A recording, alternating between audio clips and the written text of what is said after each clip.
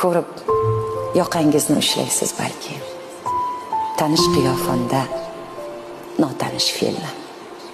Tanimga bu hayot shafqatsiz tabib ko'chirib qo'ygandek boshqa ko'ngilni.